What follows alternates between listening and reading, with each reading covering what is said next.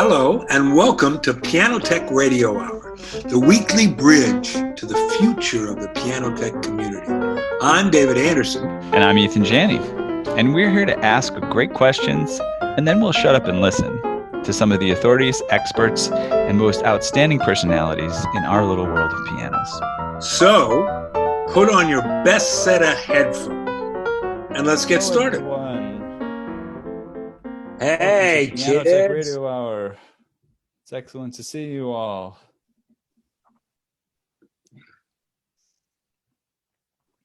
Our wonderful friends throughout the world.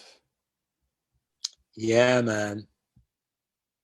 We're going down into the basement workroom today and talk about all kind of tips and tricks from our daily work.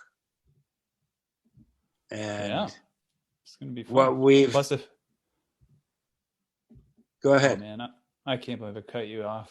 Sorry. All respect. Just continue with what you were going to say.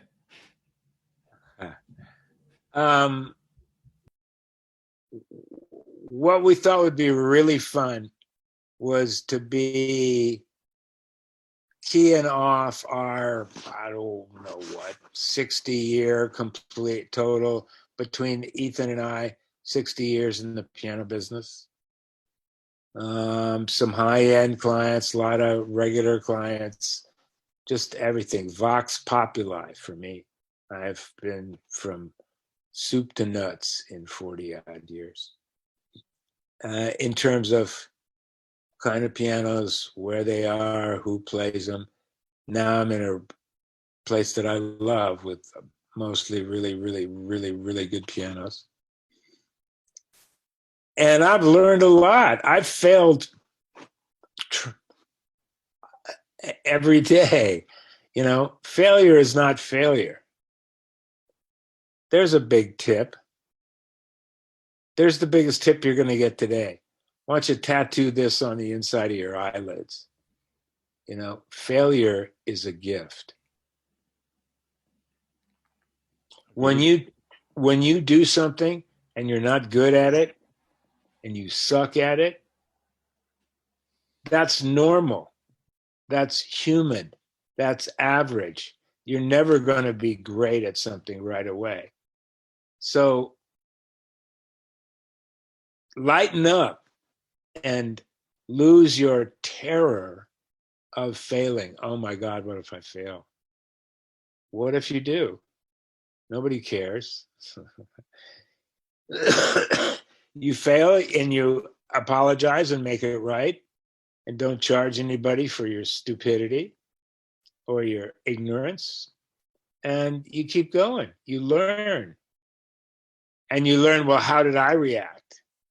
And did the customer think I was a weirdo for getting so bummed out? Blah, blah, blah. You learn. You learn. And Carl Lieberman sits here week after week and talks about half or maybe even 60% of this business or any real custom luxury service business like this is relationship. Nothing but relationship. So how you are with the client and how you are with all the stuff you got to do on the piano, instead of having a mild disdain and remove from the client and going with the context that, oh, they don't know anything and they're ignorant and I know so much. How about going with, just like you don't know about air conditioners, pal, or you don't know about this, or you don't know about whatever, Tuvan throat singing or whatever it is. You just don't know. So there's my first broadside rant of the hour about what learning really is. Learning is failing, quote, failing, unquote, and quote, succeeding, unquote. It's everything. It's life. Yeah, and I'm just gonna have to play devil's advocate here, David, and say, don't screw anything up, and watch your back. There you go. I'm just kidding, but Yeah, I think that's a great theme to undertake. And if you, yeah, I think we can also just jump in too to talk about some of the things that we want to talk about today. We want about we want to fit in everything that we can. We want to talk about maybe some tuning, some voicing, some regulation. David and I had a couple of chats before this, so we've got some kind of talking points outlined.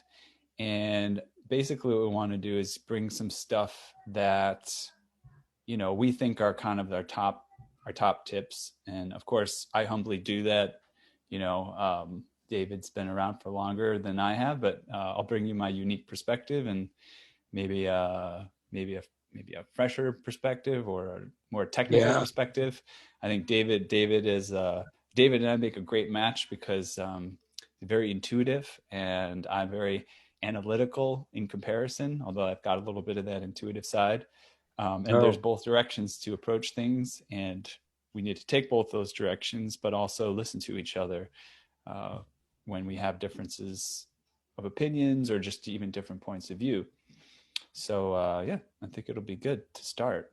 So so I don't forget, I will also just say really quickly, this event's brought to you by Piano Technicians Masterclasses, online educational resource that offers you cutting edge instruction for piano industry masters without leaving your home. You can find out more at pianotechniciansmasterclass.com and various ways that you can participate. So, first topic I'm just going to throw up here, and that is tuning. So, tips on tuning. And we were talking about I have a graph. You know what? I might be able to pull it up to you. I don't have it prepared, but there's a graph from Mario Egrek's book showing kind of the overlapping inharmonicity curves from several octaves of a piano, of a grand piano, and it kind of shows how the various partials interact. And I've noticed again from the technical side of things, if someone doesn't feel so mathematical or technical, hey, maybe they just they don't want to think about it that way. But I found it very useful.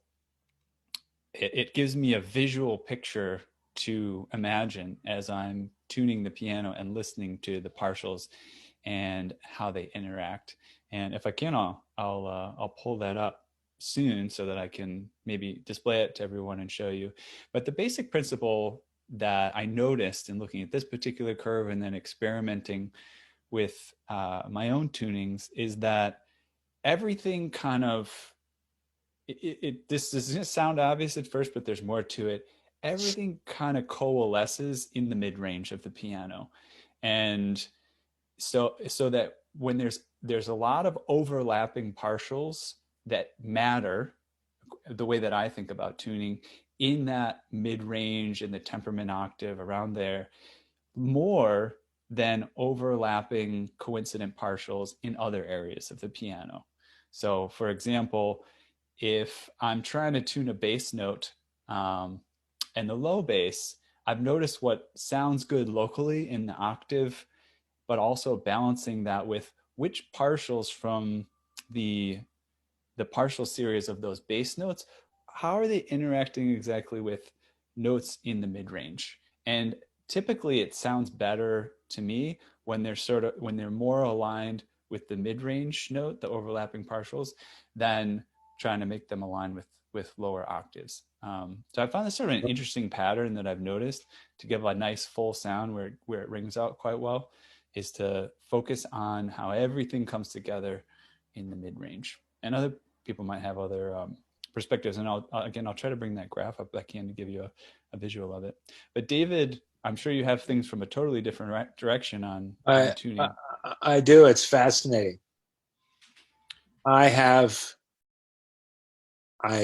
naturally know what partials are, and I can hear them, and I do hear them, and I know how to follow the nomenclature of tuning, but I have never listened to partials to tune a piano consciously. Oh, this is this, and label the partial and label this partial. I never have in 40 odd years of piano tuning. I've done what Virgil Smith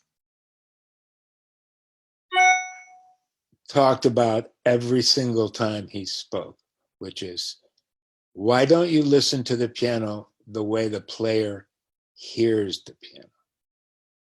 Why don't you listen to the tuning so as to make it pleasant and musical for that ear, the ear of the listener, the ear of the player? So that's what I've done. And so what you're talking about, Eathan, is just something that I have done naturally for forever in making it sound good. What's the best way? What's the best place to leave this damn string so that it sounds the best with the octaves above it and some other notes, right? Isn't that the bottom line on a piano tuning? Yeah, I think what's interesting, the way I've always thought about intuition is that it's it's kind of like a, you know, if you think of a computer, right? A computer can do a calculation, but it's not going to at the same time explain to you how it does that calculation. Right. So you can give it a few numbers, 7-digit numbers, and put one to the exponent of the other or multiply them together, and in seconds you'll have an answer. But if you type into your calculator, you say, how did that happen? Well, there's a total other person that's going to say, well, here's the diagram of all the circuits and all of this that happens. And they're going to take quite a long time to actually explain how the calculator did that. And so in some sense, when you build intuition for things, there's an interesting dichotomy in that you may be actually able to do them quite well, but at the same time have a lot of difficulty explaining how you did that. And I find that that's an interesting pattern that I see. And I feel like both approaches, for me, it's been helpful to take a little bit of both approaches. So one side of it is trusting my intuition, but then at the places where I'm confused or I keep doing this thing and I keep seeing a sound that I don't like, and I say, well, why is that? Then I might inform my understanding with some of these other tools, listening to partials and so forth. 3,000,000%. Using them as protocols and tools. Absolutely. And partial matching is completely legitimate and a way to get into a beautiful place. Here's the deal. We're all going to the same place. A good tuning on a piano is a good tuning on a piano. There's not, it's not like, oh, this guy that tunes a piano in a way that's different, in terms of pattern, in terms of frequency. No. It's different in terms of other things. Sustain, clearness, clarity, calm, fidelity. These are the things that a master tuning can bring. But everybody's we're getting some mic noise from you, David, just so you know. I'm not sure why, but I don't know why either. I think it's you. I don't think it's me. Yeah, I think it's you. I don't think anybody else is unmuted. Because I'm just lying here. You're just sitting there. I'm just sitting here totally still, and nothing else is rattling or doing anything. Okay. Well, I'll figure out what it is. So one thing that we have questions, by the way, already. Oh, let's go. Let me know. Come on. Let's do it. Okay, cool. So let me just hit it from the top. Ed Whitting just made a comment. Real failure is not learning from mistakes. That's a valuable thing to share. 3,000,000%. Listen, my little sister, who makes more in a day than any of us here make in a week, as a consultant and strategist to big time business leaders, has written a little book called Be Bad First, which I highly recommend. It's 130, 140 pages. And it breaks down, for those of you who are cerebral, like I am to a certain extent, so you can really understand, wow, why do I have this tremendous terror of failing, of being, of not doing something really, pro the first time I do it. And this book, she's been in all kinds of business for quarter century and says that's the biggest toxic strain in American business or in global business. People are afraid to fail. They're afraid to fail for mostly internal reasons, not much external reasons. Some, but mostly because it activates their own shame and they don't like to feel that. So I checked out the book, and I will say it's a great book. And one thing I think it might not absolutely do, but it can do, is help you become more afraid of not learning than you are of making mistakes. And I think that's the great key. context. I think your sister really outlines the fact that the world is changing so rapidly, especially in this day and age. Maybe this wasn't true 200, definitely not 500, 1,000 years ago. I think it was better to be more stable and, stick with something. But the world is changing so rapidly that there's something new to learn every day. And if you're too afraid to make the mistakes, you won't approach those things. And then so you got to be ready and almost excited to start screwing stuff up so that you can make some progress. Yeah, fear, what can you say? It brittleizes your mindset, Fear makes you brittle, makes you like weaker in a lot of ways. When you see somebody who's like in my classes, everybody talks about a closet full of skeletons. I say absolutely with no problem that I have a container load of skeletons. I've made every mistake you can make in the piano business. I've made some doozy mistakes on pianos and had to pay back a lot of money on a couple of instruments I messed up pretty bad. So it's worthy investment. Pardon me? Sounds like a worthy investment. Not that you should be there, you don't want to mess anything up. You don't want to mess anything up. You don't want to, but you do. That's the deal as a human. I heard more than one successful entrepreneur, and this is a little bit different domain, but I think it's cross-domain applies. And then I'd like to maybe cut over to Carl because he had a comment. Maybe he'll let me jump on, Carl Lieberman. But that's what I want. If the business loses money, for example, he's got a team of people, and maybe somebody makes a big mistake, and they lose the business a lot of money, and they're his employee, Yes, you can fire that person, you can let them go, you can reprimand them, you can handle it how you need to handle it. But he strongly advised to say, okay, we just paid, it could be $1 million. We just paid $1 million to learn something. What is it?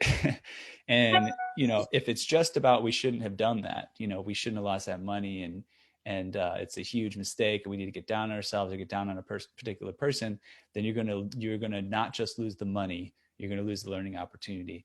And so he would always consider that you've paid for a chance to learn something. And I found that that's like a good way to think about it. And again, he's talking about on the hundreds of thousands and millions of dollar level. That's he wouldn't even think this way. Fabulous context.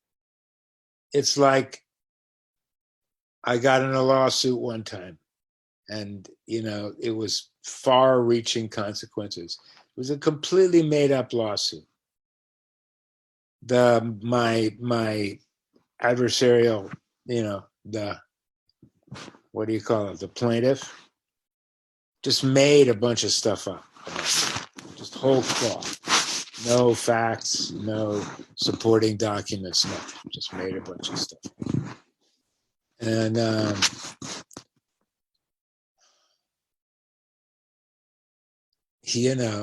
you have to deal with it. It cost me a bunch of money to finally learn to just, if there's some big client that's offering me to pay me big dollars, put their name in a search engine. Okay, that's what I learned for a lot of money, thousands upon thousands of dollars. I just learned how to be simply careful. I'd never done that before.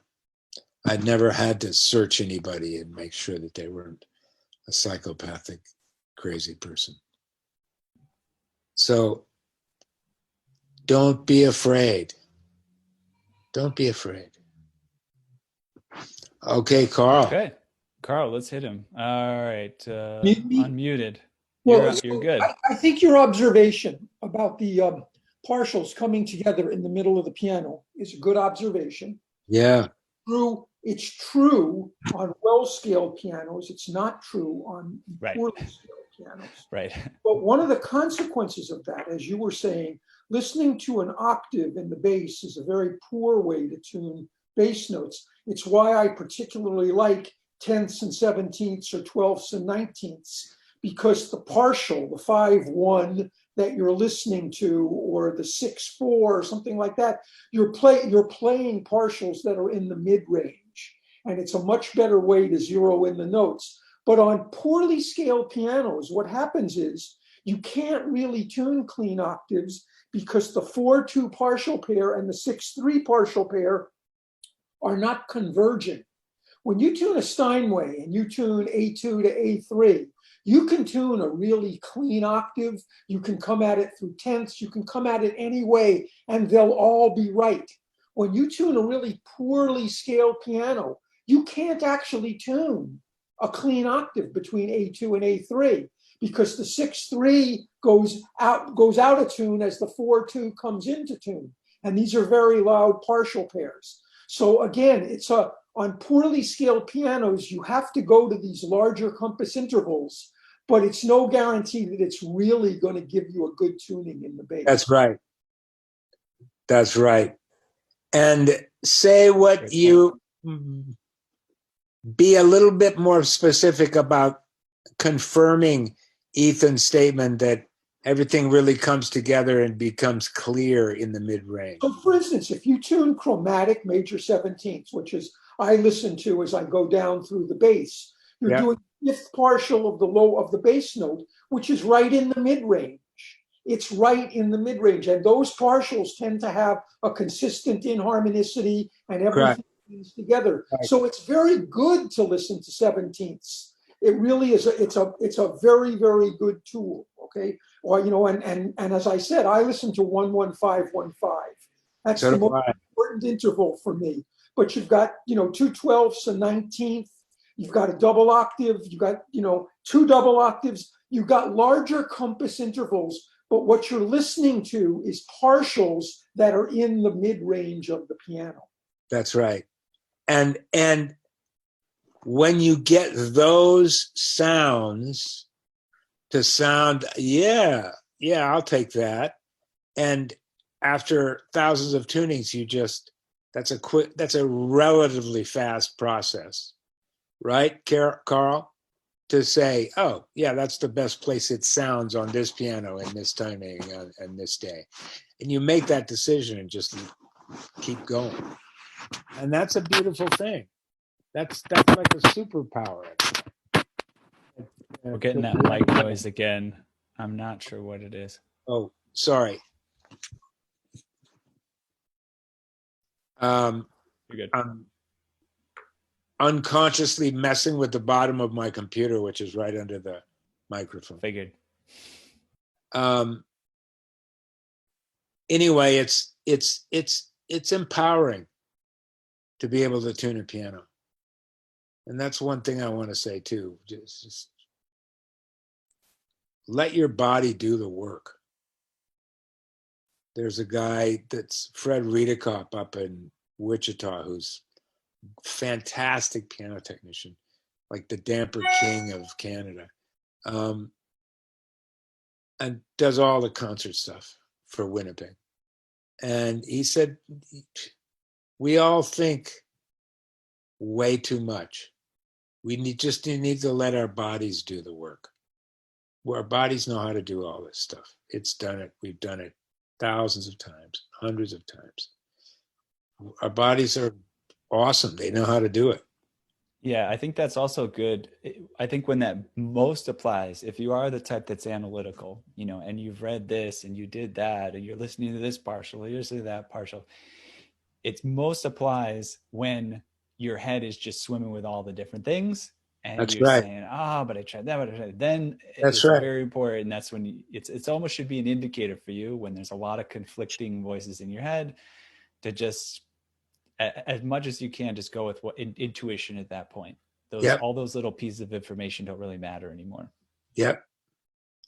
In fact, they're distractions. So I was thinking, lots more great questions, by the way, that we're let's go with the questions. Comments. Let's go with the questions, man. All right. Always just break in and aggressively go with the questions. Okay, great. I'll share a private comment. I won't say who sent it. Suggestion. This is sort of unrelated to our topics, but I'll just share it because I don't know if it seems relevant or what. Suggestion: when you give the pitch on Masterclasses, that's to me privately, consider doing it with professional integrity an announcer would use. Today, you did it sounding like you just wanted to be finished with it. Yeah. Well, I appreciate that feedback. I want to say if that comes across, I think it's more in the interest of getting to, I think people are impatient. They want to get to what we're going to talk about today. And so I really will take that note though. I am really excited and enthusiastic about Piano Technicians Masterclasses. I do think there's a ton of value there. We've actually got some announcements today. I'll make them right now because we're on topic. One, a really cool online conference is coming in December. We'll be planning that and putting that together. It's going to be 3 days, Thursday, Friday, Saturday, December 10th, 11th, and 12th. Most likely that could change, but I think those are the dates. So we'll probably have a minimum of 12 different speakers, and it's going to be awesome. So keep your ear to the ground for that. I'll give you ways to participate early so that, if you're an early adopter, you can make sure and get a special deal, and I'll just, put the word out there soon. And then the other thing that's going on right now is we're ramping up our Piano Tech Mastermind group. And that is a group that actually meets weekly, sort of like our Saturday session, but it's a private session. It's a small group. Right now, there's only, I think there's less than 10 people who are eligible. So it's kind of a more small, dedicated group. David Andersen is going to be attending those right now it's on Tuesdays. I think we're at 3 p.m. Eastern time. And if you want to attend those, you can sign up for Masterclasses at the artisan level. So yeah, exciting stuff down the pike. And thank you for that note. And now I will continue with regularly scheduled programming. That's the kind of constructive feedback we love, that no BS kind that you just read. Much appreciated.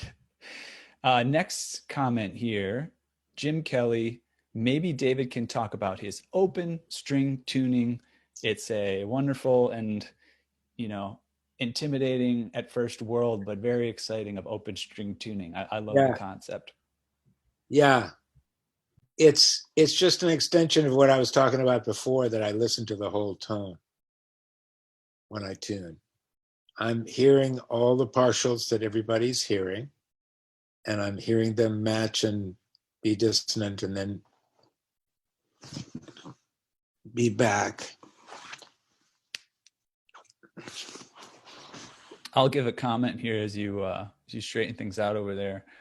I have tuned many different ways, and I have a very experimental personality. So as opposed to having a consistent habit with each tuning, the way that I keep it interesting is I'm always kind of experimenting and looking at things from a different angle. I'll quickly address another question, which was temperament sequences. And I've found it very interesting to try different ones all the time to kind of balance my sense of how the temperament is put together. And so I'll try a new temperament, could be from tuning to tuning or from week to week or month to month, to get a different perspective on how things are put together. And then kind of trust my intuition from there sometimes as well. And the other thing to head into is, yeah, I've tuned with a temperament strip going throughout the whole piano, all the way from the top to the bottom. I've experimented with the temperament strip just in the center. What I do like about the open string tuning is the stability. I feel like the stability is a little bit easier to count on. So there's a lot going on when you remove a temperament strip from a bunch of strings, and that can throw things out. You can also think that a particular string is stable. You tuned it 30 minutes ago, and then you come up and somehow expect it to be where it was left off. I think when the piano is very close to being in tune and you're doing a final pass, that open string has two major advantages in my opinion. And that is that, one, you can trust a little bit more the stability that where you left that note is where it is, because you've tuned the surrounding strings. And the other thing is, what David is talking about is you really get a sense for the sound that's actually going to come through that particular note. So when I was a beginner, I would just tune the center strings, tune the left to the right. I mean, a novice or someone who's more of an electronic tuner might just say, well, let me just put them all at the same pitch according to the device, right? And then they should all be in tune. And I've noticed there are just subtle differences to listening to the sound of all strings together and really thinking of it as a whole, as a gestalt, and tends to give whatever the tuning is, in my case, a fuller, richer, more cohesive sound across the entire piano. And I'm checking with David. I'm not sure what happened. I think he might have, oh, here he is. Here he comes right back. He must have had some sort of a snafu there. I'm going to move on to a comment from Ed Whitting here and add a little comment to follow up with that. And let me just double check where David is, make sure he's available to unmute. Just 1 second. Give me 1 second, folks. David Andersen, unmute. And make sure he's a co-host of this meeting. Okay, I'm going to just throw in this comment from Ed Whitting. He said, George Defferbaugh on Virgil Smith. Virgil is the finest piano tuner I have ever heard. To those who may not know, George taught tuning classes at PTG conventions for more than 30 years now. Two things about the Virgil Smith, and maybe many of you already know this, but there are two resources, and I don't know if I have the names. Probably somebody could throw them in. One is a small little red book where he talks about his tuning sequence. And I found that invaluable and gives yet another perspective that I never came across before, where he does some tuning, not just in the temperament, but goes down to the D below F3 to sort of balance out the transition there and do some interesting things there.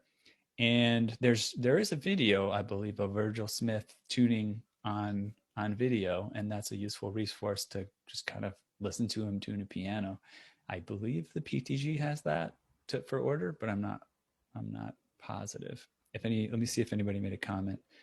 No, nobody brought in those resources in the chat, so we'll see if we can get the names later. Welcome back, David. Thank you. My computer just stopped. It was plugged in, plenty of charge, everything. It just quit. So here I am. I filled in a little bit talking about making some comments about oh yes, nice, thank you. Pooja, wow. Pooja, our assistant who knows very little about pianos, has found a link for the book. And that is New Techniques for Superior Oral Tuning. and she put a link through Amazon, but she just sent it to me. So I will put that in the chat, and I highly recommend the book. It's very small, but it's just got a great methodology for tuning a piano. So go ahead and check that out. It's a fabulous book. I've been basically following it, and what I think, advancing it for the past 35, 40 years. So I've gone to a point that's past Virgil in terms of looking at the fourths and fifths. And it's really important. And it's been, for the past several years at least, been fortified, ratified, and confirmed by both Dean Rayburn and Kent Swafford as gurus of the, analytical realm of tuning. They're basically ratifying to me that the way that I learned how to tune from Virgil, and how I even refined that method in terms of the fourths and fifths and the stretches, that's exactly what a quote ideal with in harmonicity equal temperament tuning sounds like and looks like. That's the shape of it, the architecture of it. So, and it turns out that that's what a pure 12s tuning is. It's very simple. It's extremely simple. It's just listening to the tone of the piano and making certain things always occur. And the certain things, the three most certain things that always occur in any highly refined equal temperament, and certainly a pure 12s temperament, is the fact that the octaves are all stretched to some degree or another within the piano, swellingly beatless is what I call them. That's one great characteristic of pure 12th, high-end oral tuning, I guess you could say. The other is that all of the fifths, 12ths, 19ths are basically pure, basically sound pure. There's never a beat in the fifths on the piano. Never. That's another huge component of high-end artisanal oral tuning, pure 12s tuning. Another, and this is the one that's been most controversial and I've had to prove over and over again, and I've sent people to read Swafford's treatise, long treatise, and especially the magazine where he gets into talking about the width of the fourths and fifths in an highly idealized,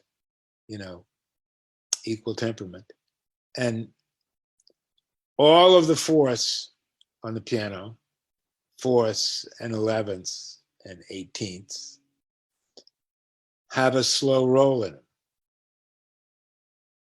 And in the middle of the piano, where everything is focused, as we've said, which is a great lead up to this, the fourths beat a beat and a half a second. Yeah, yeah, yeah, yeah, yeah. And a lot of people, they listen to me tune a piano and say, oh my God, that's unacceptable. I said, you can't hear it. Don't focus on it. Just listen to the music when I play this 1-4-1, 1-4-1-1-5. Listen. And it's true. This is the formula for a perfect pure 12 tuning, for a high-end artisan tuning. If all the fourths are beating wide,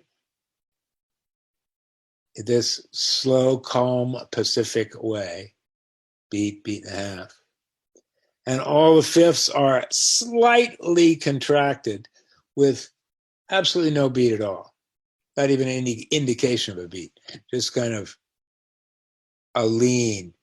If a beat is da, I'm talking about da, just a lean, just slightly contracted. And all of your octaves are swellingly beatless, stretched just slightly, and different, obviously different stretch lengths at different points of the piano, but basically all on that side. Those are the building blocks of a pure 12 temperament. Now you can get into other aspects of it, which Lieberman can get into, and a lot of people can get into. But I mean, is anybody? I hope somebody can challenge or have a conversation about what I'm saying. I'm challenging. Let's go back to some. We got a ton of comments today. Okay. Looks like we had big plans to talk about all kinds of stuff. We're getting through tuning, and it's quite an engaging subject. So right now, I'll say that we have from Mark Steiger. He asked about our tuning sequences. We covered that a little bit, but Don Rose said, in terms of tuning sequences, he suggested the self-correcting 2-octave temperaments such as Baldeson, and it looks like Sandersen, I think was that what that's supposed to spell. And I don't know if he mentioned anything else, but there might be another one, Don, if you want to share it. Brenda Ming said David came to Santa Clara a few years ago for a technical talk. Thought one of the jewels of that talk was to play through all the octaves with the pedal down and listen. If you don't like what you hear, fix it. Carl, we already spoke to him. And your sister's name. What's your sister's name, David? Erica, Erika, Erica Andersen. Erica Andersen. And of course, your brother's name is Kurt Andersen. He hosts Studio 360. If you want to look up him too. Yeah. Dorothy, David, please give an example. Here's a great question. I think you love to share stuff like this, and maybe we've done this before in episodes, but let's just go there. David, please give an example of a piano you messed up. Are you up for it? Sure. The most egregious example was at the very beginning of my, like maybe 4 years in. And I had started to work for Sherman Clay, which was the largest Steinway dealer in the world at that time. They had like 48 stores all over the Western United States. And Steinway franchises. And I went to solve an issue on a Steinway upright. And the issue was, the butts were tight. So I was just ignorant.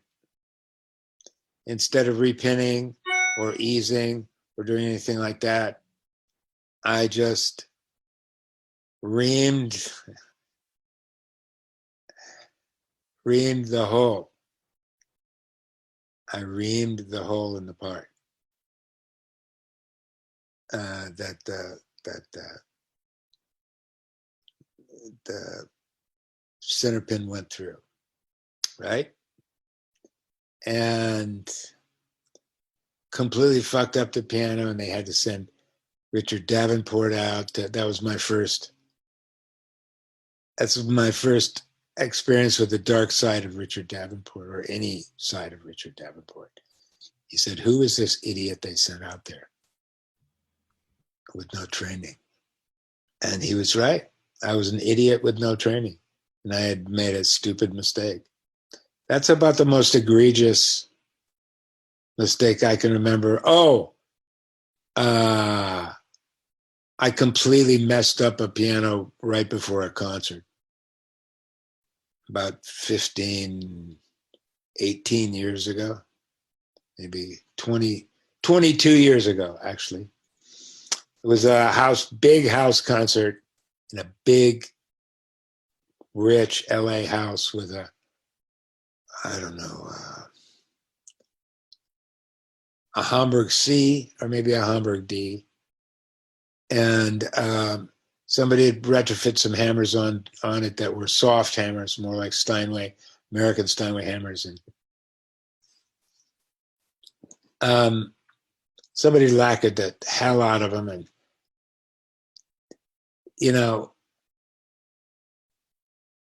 the problem was I didn't talk to the artist. And so me and my hubristic, hey man, I know what pianos sound like way, thought that the attack was too strong on the piano in octave 5 and 6 and 7. Just, it's too strong, man. So I took that attack out of there by whatever technique I was using at the time of making the strike point softer. Probably just needling in the string cuts, just straight down from the top. I don't know what I was doing. I can't remember. And or maybe I was just needling high in the shoulders. I don't know. Anyway, I got it down to this awesome sound that I loved. I just loved it. And then got finished, and the artist came back, and she was all happy because she was liking this piano. Sat down and played it, and her eyes went from love and collegiality to coldness. And she looked up at me and she said, "You ruined this piano. You took the life out of it." That was intense. And I got him back up, but she was pissed. I got him back up to pretty much what they were, but she didn't care. I wounded her instrument. And so, man, did I learn a ton from that. That has served me incredibly well for the last 20 odd years. Number one, don't change the voicing on a piano between rehearsal and performance unless the artist is right there. Ever. Never, ever. And if you do change anything that is obvious to the piano technician, which usually has to do with tone or attack, don't do it without them. Just don't do it. I'll share something that's probably going to seem a lot milder, but it was a big turning point for me. I used to kind of just be a tuner guy, and when I was starting out, and if there were ever repairs needed, I would just say, I can't do that. Let's find you someone else. Sometimes I just kind of leave them hanging, or they just have to find someone to fix something. And up to a certain point, I believe I must have broken bass strings. I don't know. And I must have just referred them to someone else. I had been working for dealers. Maybe we got someone else from the dealership, but I broke a bass string at someone's house, and I didn't warn them about it. That's really useful to do. And if you break a string and you don't tell them that that's something that can happen, you get in an awkward spot where, even if it's not your fault, it can seem like it is. And I remember breaking a bass string, and I just remember asking myself the question, are you really, after this many years of tuning, gonna continue to not know how to splice a bass string? You know, somebody had showed me how to do it previously. I'd done it in various situations, and I said, you know what, I'm gonna finally learn how to do this. And it's hard to get over the momentum to get into doing that. But I did it. You know, I went back, I paid for the string, I volunteered for the service of putting it in. It was a upright spin it piano. So I had to take the action out. I had to do all kinds of work to make that happen. But I learned how to splice a bass string, and I did a good job, you know, and I got better at it even. So, but it was embarrassing in the moment for sure when that happened. Let's see here.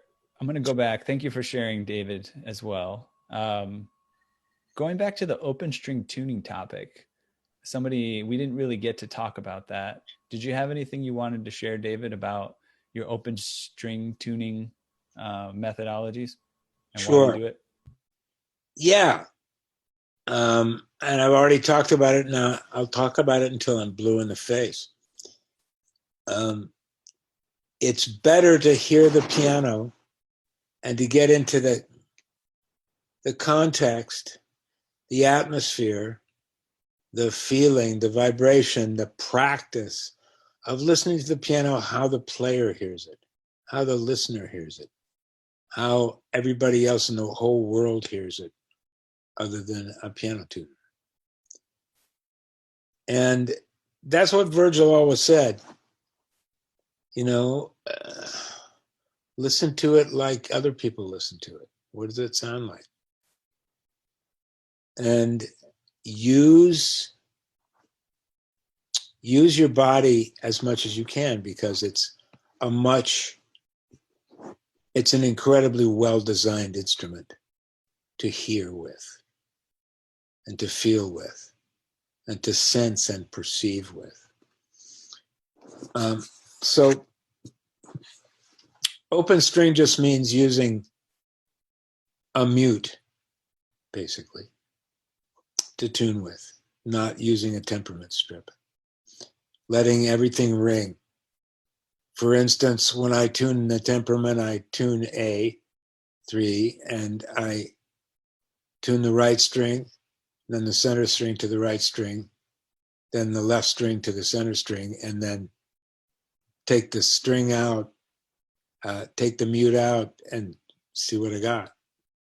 And if it sounds like one big, fat, still note, then I'm good. You know, and my ears know what that sound sounds like.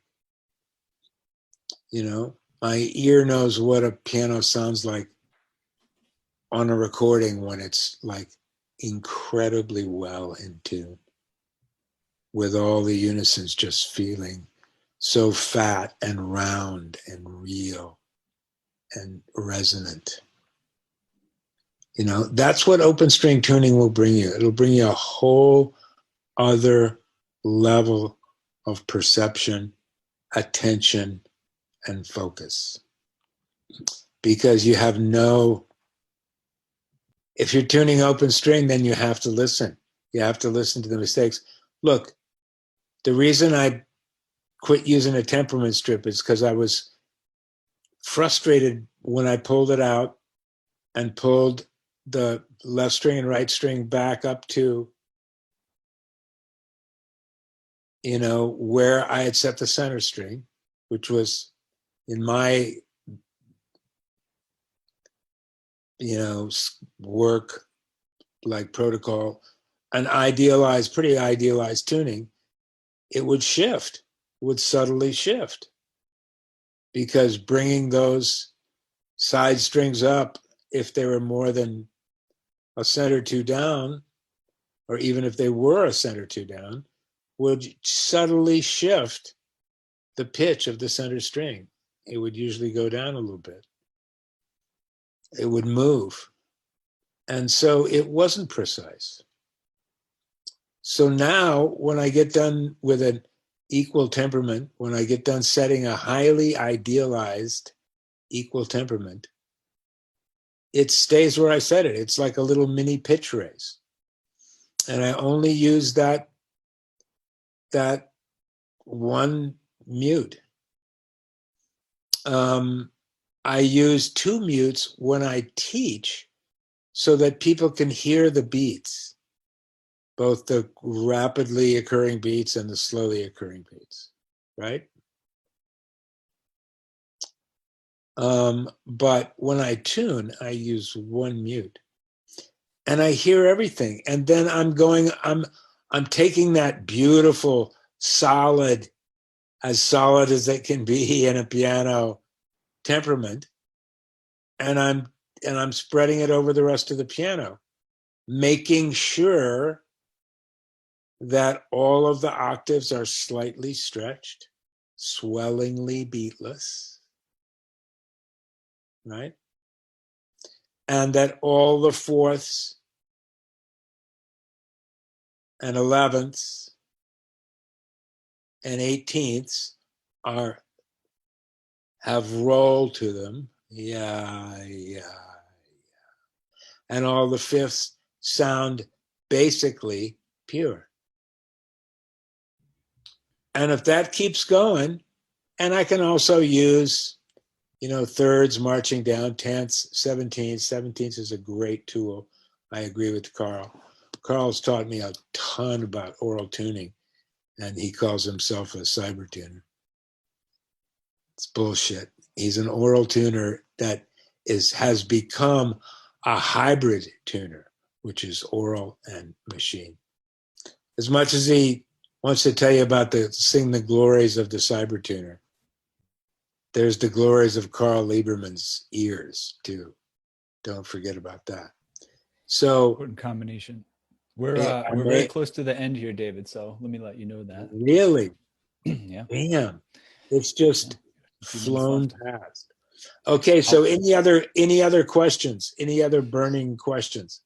There's one maybe we'll get to, maybe not. I want to highlight a couple things just because they came in the chat. One, we did find the link for Virgil's book, right? New Techniques for Superior Oral Tuning, but I also found a link on the PTG website to his DVD, which is called Oral Tuning, a Masterclass. And it looks like part of the proceeds, if you buy that DVD, I think it looks like it was only like, I don't know, it was like $30 or something. Part of the proceeds go to a scholarship fund for the Chicago chapter. So that's kind of nice. Might as well pick it up. It's a great deal. I'd recommend it. I also put a couple links to David Andersen's classes. The two we have on file, specifically the one from 2019 is the tuning concert. So you can just watch David tune a piano. So if you were confused about, what is he talking about on his open string tuning techniques and how does that all go? Just watch. All you got to do is watch and listen. You can watch as many times as you want. So that link is in there as well. I'll make sure.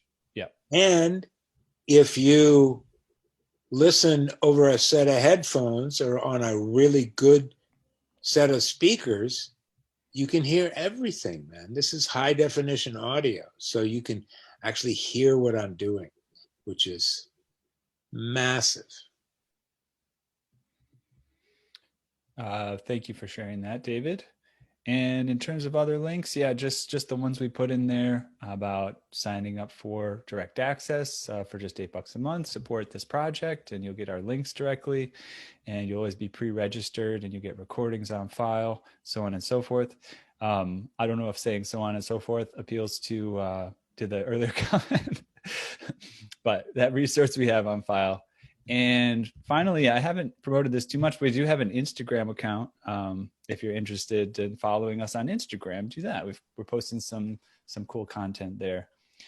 And we're at about 1 minute to the end of the hour. So there's definitely questions left, and I'm super intrigued. We had so many things we thought we might cover, but we really went deep on tuning. And I think that was useful. The feedback link is in the chat. Didn't think it was useful, let us know. we could talk about other stuff another time. But yeah, thanks everyone for joining. David, I'll let you say any last words if you have any things to. Well, the wisdom of these things is not me or Eathan, it's the room. And I'd love to do these again. I'd love to do these occasionally because they're super valuable, feels like. And I want the wisdom of the room. I'm looking in all your faces and seeing hundreds of years of experience. And I want to hear your experience of what it's like for you to listen to a great piano tuning and then try to emulate it or get there or whatever. I want to hear what my colleagues, my brothers and sisters go through. I just think that's incredibly valuable information.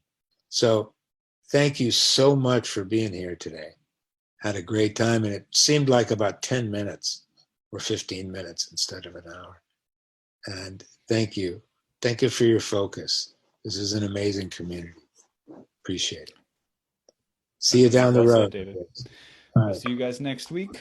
Bye.